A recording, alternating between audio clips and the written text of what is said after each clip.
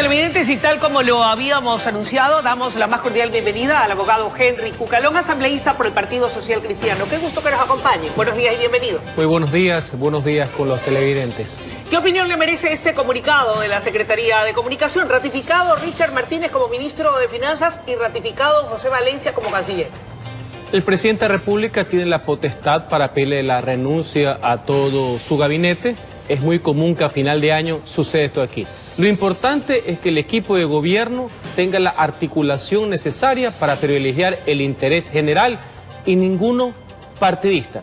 En el caso del canciller, debo mencionar que saludo sus ejecutorias, totalmente distintas a la de la ex canciller, que ahorita estamos esperando el juicio político en la Asamblea Nacional. ¿Y cuándo se va a dar? ¿De qué ha dependido? Yo también que no se estoy realice? esperando lo mismo. Ya son varios meses en que se ha dilatado la respuesta. Esperemos que en los próximos días tengamos ya el procedimiento claro. ¿Qué lo impide?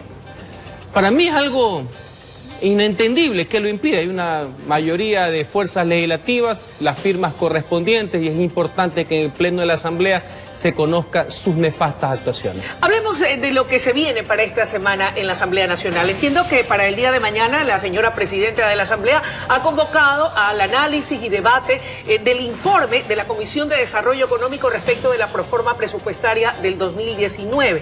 Se han hecho un sinnúmero de observaciones, entendidos en la materia. Dicen que esta tiene por séptimo año consecutivo un alto déficit fiscal y un acumulado endeudamiento. ¿Cuáles son los cuestionamientos que hace el Partido Social Cristiano a la misma? La proforma presupuestaria fue anunciada para tratarse el día de mañana. Sin embargo, no ha sido así. Esperemos que sea convocado para el día jueves. En lo de fondo, nosotros creemos que esa proforma no es consistente y no es convincente. ¿Por qué? Hay una sobreestimación de los ingresos petroleros. El problema no es el precio del barril de petróleo, sino el nivel de producción sobreestimado, que está casi al mismo nivel que cuando comenzó la explotación del oleoducto de crudos pesados, cuando en la práctica ha habido un decrecimiento de la producción en el orden del 3%. Asimismo, hay ingresos por motivo de concesiones que le llaman de $1.000 millones. Consideramos de un optimismo rampante. Ojalá que fuera así. Para mí que ese optimismo no contrasta contra la realidad, y encima lo ponen como ingreso de carácter corriente. Hay eso, y en el tema de los egresos nos preocupa todo lo que concierne a la seguridad social. Muy bien que ahora se ponga el tema del pago de los jubilados, pero son rubros que no son los que deberían estar. ¿Cuáles son los que deberían estar a su juicio? El tema del 40%, que es una conquista laboral y que en el gobierno pasado se les echó mano, no es tan completo. Pero hay otro tema que nos preocupa adicionalmente, ya se ha hecho público a través de legisladores del Partido Social Cristiano y también del alcalde Jaime Nebot, el recorte al tema del presupuesto de educación, que no solamente es inoportuno, sino que es inconstitucional porque afecta los derechos de los jóvenes de todo el país. A última hora hemos visto que el gobierno nacional quiere llegar o ha llegado a un acuerdo con los rectores de las universidades. Nunca debió haber pasado esto aquí. La educación ni la salud pueden tener ningún tipo de recorte. Esa ha sido una de nuestras tantas observaciones. La suma de estos problemas que de forma motivada y argumentada hemos expuesto nos han llevado a esgrimir y a hacerlo público. Nosotros no vamos a votar por ese presupuesto del Estado el día jueves que se ponga la sesión. ¿Usted cree que el gobierno nacional consiga por parte del oficialismo y a través de cabildeo los votos que le faltan de otras bancadas, ya que ustedes han dicho que se van a abstener de votar, y de esta manera aprobarla, o terminará pasando por el Ministerio de la Ley? Ese será un problema que deberá afrontar el gobierno. Nosotros somos consecuentes entre lo que pensamos y hacemos, y ya le digo, de forma motivada hemos argumentado el por qué no es conveniente esa situación y que nosotros creemos que es totalmente contrario a lo que le interesa al país. Por parte del gobierno, un poco para justificar, por llamarlo de alguna manera, el hecho de los recortes en el gasto de la educación, en el gasto de la salud, en el gasto de agricultura, en la parte de transportación, se basa un poco, de acuerdo a lo que yo he escuchado y he leído en la prensa por parte de representantes del sector económico del gobierno nacional, en la necesidad de ir a la optimización de recursos, y más bien que estos sean racionalizados y gastados de forma adecuada y apropiada, para que no haya de una u otra manera despilfarros. La optimización no tiene por qué, bajo ningún concepto, afectar o perjudicar a sectores como la educación.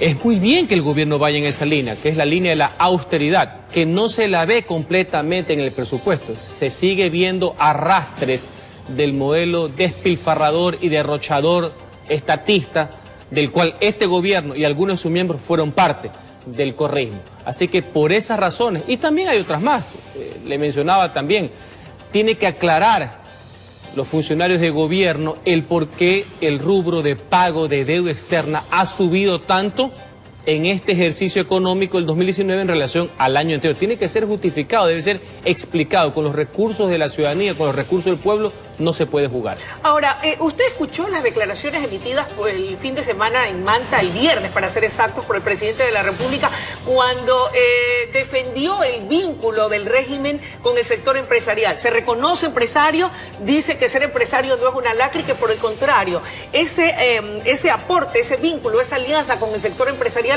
da más bien valor agregado. ¿Le suma o le resta? ¿Qué cree usted? En lo declarativo me parece bien, pero el Ecuador ya necesita más que declaraciones, necesita acciones concretas. En nuestro caso, nosotros siempre hemos sostenido que la iniciativa privada, la empresa privada, es el verdadero motor de la economía y por tanto la generadora de riqueza y empleo.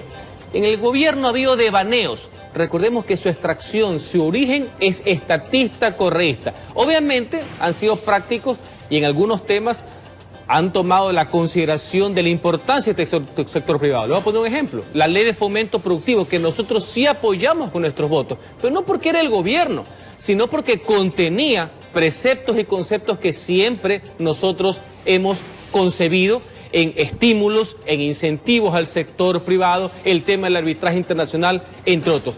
Esas declaraciones, esas acciones que nos parecen positivas, faltan que se concreten con acciones dirigidas y enfocadas al sector privado, no solamente con anuncios ni con ruedas de prensa. A propósito de ello, el ministro Campana, sabemos, está preparando una fase 2 o segunda parte de la ley de fomento productivo para poder atender y llenar las expectativas de otros sectores que aún no se benefician de la primera. Ojalá y que se haga inmediatamente. Esas sí son el tipo de acciones que nosotros estamos dispuestos a apoyar por el país, por el empleo, por la reactivación económica, no un presupuesto del año 2019 que consideramos que tiene falencias por todos los costados. ¿Tendrá un costo político importante esa aprobación en el escenario de darse o entrar por el Ministerio de la Ley el presupuesto para el gobierno nacional? Esos serán los riesgos que tendrá que tomar el gobierno nacional. Cuando uno obra con consecuencia, uno privilegia siempre el interés general, no ningún cálculo. Hablando del interés general, uno de los requerimientos y demandas de la población ha sido la eliminación de la tabla, la famosa tabla del consumo de drogas en la Asamblea. ¿Qué ha pasado? Ley de comunicación, la despenalización del aborto, entiendo que va a entrar de nuevo al ruedo, las reformas a la ley del transporte, el tema de la tabla. Pareciera que la Asamblea como que un poco se ha quedado dormida en esos temas por atender temas coyunturales. Hay una agenda legislativa que debemos cumplir, pero siempre enfocado a servir a los ciudadanos. Eso es muy importante, no es de aprobar por aprobar. Okay. Y en el tema de la tabla de drogas, de esa lacra que se ha convertido, lamentablemente, el consumo y que se haya disparado a niveles preocupantes en la sociedad, nosotros hemos presentado nuestra propuesta respectiva. Hay una parte que está en el Código Integral Penal, pero al mismo tiempo hemos exigido y perjudido que el gobierno nacional, a través de la vía administrativa, tome las medidas pertinentes para que esa tabla no se convierta, como en la práctica es, en una aliada del consumo, sino que tomar las políticas de prevención justamente para que nuestros jóvenes no caigan. ¿Y cuándo va a ser derogada en el seno de la Asamblea? Es que hay dos vertientes. Okay. En el Código Integral Penal no está la tabla de drogas.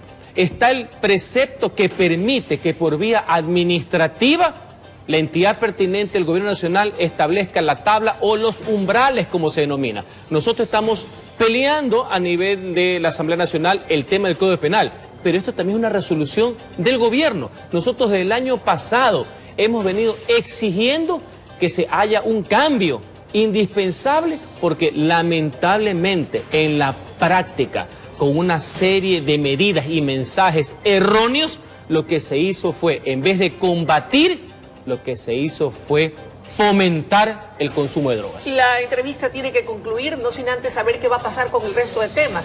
Ley de comunicación, ley del transporte, el debate sobre el tema de la despenalización del aborto. La ley de comunicación ya fue aprobada en primer debate y su segundo debate, según el presidente de la comisión respectiva, debe darse máximo hasta este mes de diciembre. Es un compromiso que hemos asumido los legisladores con el país, con nuestros conciudadanos, de derogar una ley punitiva que sirvió solo para sancionar a los medios privados que fueron catalogados como enemigos del régimen anterior. Le agradecemos muchísimo su presencia, amables televidentes. Ha sido la intervención del abogado Henry Cucalón, asambleísta por el Partido Social Cristiano, informando al país de las acciones que se tienen previsto ejecutar esta semana y en los próximos días en el Pleno Legislativo. Es momento de ir a una breve pausa y ya regresamos con mucho más desde La Noticia, primera emisión.